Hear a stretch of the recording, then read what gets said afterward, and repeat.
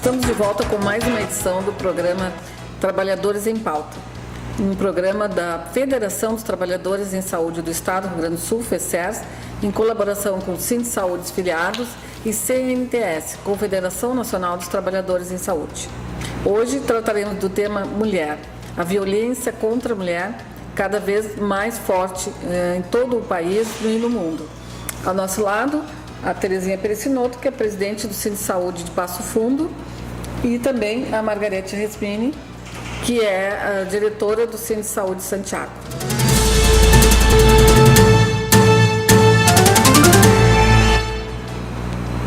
No mês de março, nos dias 10 e 11, na colônia de férias do Sindsaúde Caxias do Sul, em Arroio do Sal, nós teremos o 12º Congresso Estadual da Federação.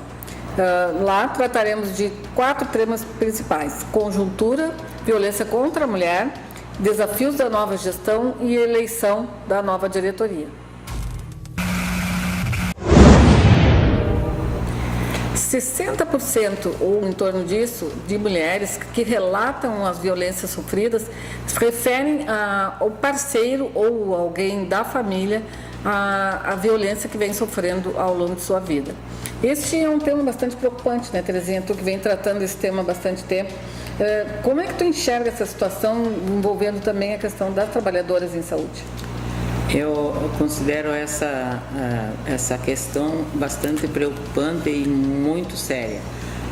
Nós temos um problema grave na área da saúde, que a maioria, ou praticamente 100% dos casos de violência sofrida no local de trabalho não é relatado, em função de que se denunciar perde o trabalho. A outra questão... Isso é chamado violência silenciosa? A violência silenciosa que ninguém denuncia e que ainda está escondida no nosso meio. A outra questão que eu considero bastante séria é a questão da violência nos movimentos sociais, no movimento sindical e, enfim, em vários espaços públicos, que normalmente se trata a mulher como preferida em relação ao homem ocupando um cargo que seja mais de expressão. Então, acho que isso são questões que precisam ser debatidas, precisam ser construídas junto com os homens, um espaço de poder para as mulheres que seja respeitoso, seja ele no seu local de trabalho, seja ele no mundo sindical, seja ele nos movimentos sociais ou no mundo político. Nós temos a categoria da saúde, 84% mulheres. Tu acreditas que as mulheres nesta área estejam se empoderando deste tema? Muito complicado ainda. Ainda há muito medo, há uma preocupação muito grande em não perder o seu trabalho e há uma submissão por conta de que ainda não há um debate aprofundado com as mulheres de como poderem avançar e construírem uma proposta diferente, que eu considero que na construção de uma sociedade mais justa tem uma participação intensa das mulheres. E principalmente no mundo da saúde, é um espaço onde é um espaço machista, com uma organização ainda muito militar, né, a forma de organização dos trabalhos dentro dos hospitais, embora seja a sua maioria mulheres, quem mandam são os homens, basta nós ver nos espaços de gestão dos hospitais, né? Então, acho que isso ainda é uma questão que precisa ser aprofundada. Nós não temos nada contra que os homens também estejam, mas queremos estar lado a lado na construção de uma sociedade que respeite um pouco mais essas questões, não só das mulheres, mas essencialmente a questão da saúde, que eu considero a saúde um bem de todos, né? E um dever do Estado. E para ser um bem de todos, eles têm que também aprender a conviver com a participação das mulheres nos espaços de poder. A Federação da Saúde criou, né, o Comitê de Assuntos Jovens, Raça, Gênero e LGBT, e onde vem discutindo bastante esse tema, tanto que, em conjunto com a CNTS, todo 2016 será o tema principal, a violência contra a mulher. Margarete, dentro do teu ambiente de trabalho, como é que tu enxerga essa situação e estes dados, essas informações que a Terezinha nos aponta? O trabalho é bastante difícil para nós mulheres lá dentro do hospital, sendo que sendo a maioria, a gente trabalha sob pressão, sobre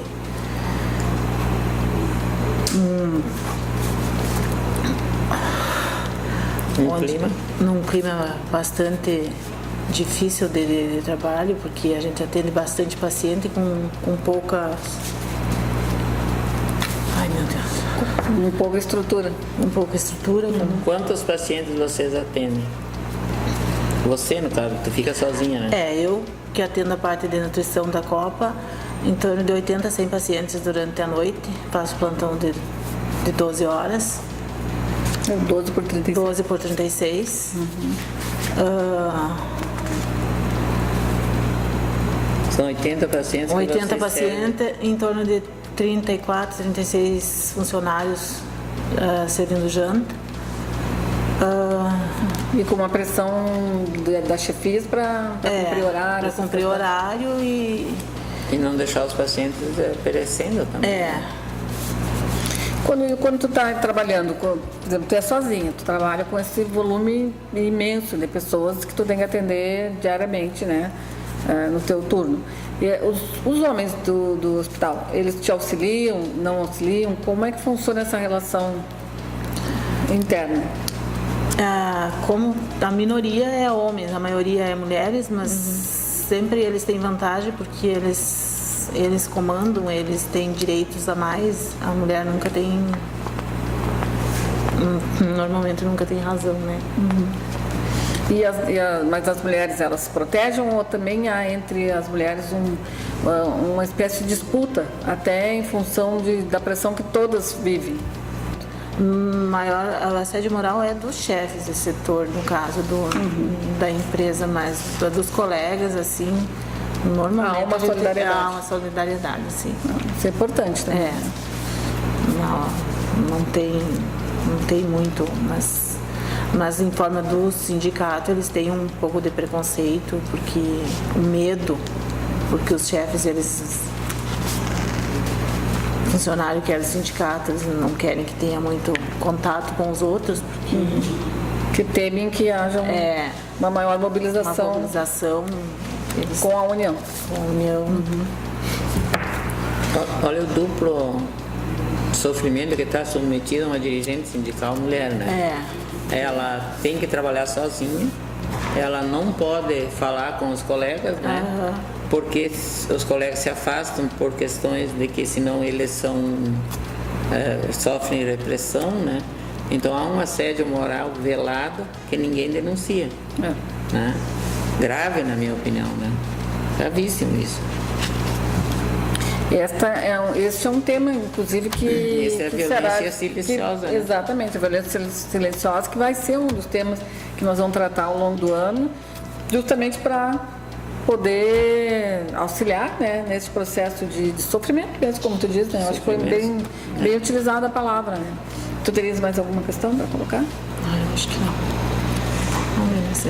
Tu, assim, os teus colegas, tu sente que eles se afastam de você por conta desta situação, que não conversam tanto com você, muito mais pelo medo das chefias, não porque eles tenham preconceito. Não, eles foram não digo que foram orientados, eles foram coagidos, na verdade. Coagidos para não ter muito contato comigo, porque pelo trabalho que eu executo lá dentro do sindicato.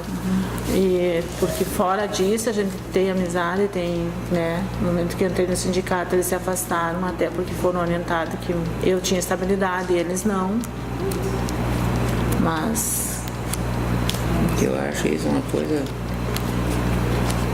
ela é tão superficial que tu não pega, né? Ela não aparece, é uma violência muito grave isso, né? Eu acho que também existe, também por isso, né, as estatísticas demonstram que na categoria da saúde o grau é bem elevado de problemas psíquicos, né? Então, volto para ti também, de novo, Terezinha, para tu comentar um pouco sobre essa questão. Eu acho que nessa questão do emocional das pessoas, quem trabalha dentro de um hospital como técnico de enfermagem, ou como higienização, ou copa, ou cozinha, ou lavanderia, São pessoas que têm um sofrimento já porque convivem com a vida e a morte permanentemente, né?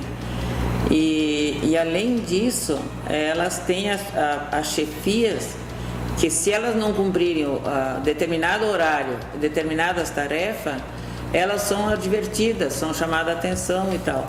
E quando ela é diretora do sindicato, a coisa ainda fica pior, porque na grande maioria das empresas, as mulheres diretoras do sindicato são colocadas em espaço onde elas fiquem isoladas, porque se elas aparecem para conversar com alguém, as pessoas até se afastam. A impressão que a gente tem é que a pessoa que entrou para o sindicato ficou doente. E a gente sabe que não é isso. Isso é uma estrutura hierarquizada que funciona para que a coisa aconteça desta forma. Então, assim, a gente sofre violência por parte das chefias, o médico pressiona porque quer tal coisa, a gente tem uma orientação que não é para fazer, enfim, a coisa vai por esse caminho. E é isso que eu chamo de violência e agressão às pessoas que não aparecem em denúncia nenhuma. Não, e ainda há um agravante também, porque como a gente acompanhou várias pesquisas que foram feitas recentemente, o outro componente que é o início da nossa conversa sobre a violência doméstica. Então, ao chegar em casa e estressado, né, conversar com o seu marido, seu companheiro, seu namorado, enfim, ainda há uma incompreensão, né? Ainda tem os problemas em casa. Os problemas que isso ainda leva para dentro do lar, né? E aí é para as que têm filhos pequenos, às vezes, para resolver questões importantes, né? Então, esse é um tema fundamental que nós vamos discutir ao longo de 2016, voltaremos com esse tema, né? Gostaria das palavras finais, Terezinha. Muito importante a tua presença aqui hoje também. Não, eu quero agradecer a oportunidade de poder falar para as companheiras mulheres que estão nos seus locais de trabalho e pedir para que elas denunciem isso no seu sindicato, denunciem isso no Conselho da Mulher, denunciem isso na Comissão de Direitos Humanos, que a única forma que nós temos de mudar é através das denúncias. Esses são dados que não aparecem nas pesquisas e que nós precisamos fazer aflorar e virem para o debate para que isso mude. Senão a coisa vai continuar sempre da mesma forma. E eu queria relatar também, assim, bem rapidamente, que nós tivemos casos de mulheres que trabalham nos hospitais surtarem em pleno horário de trabalho. Nós tivemos casos de mulheres que abandonaram o trabalho e foram embora por conta da situação toda e não voltaram nem para buscar a carteira depois. Nós tivemos casos de mulheres que saíram e foram afastadas por conta destas situações, elas relatam isso muitas vezes para nós no sindicato. Então, assim, eu considero que isso são coisas bastante graves que precisam ser trabalhadas no mundo sindical para que isso mude.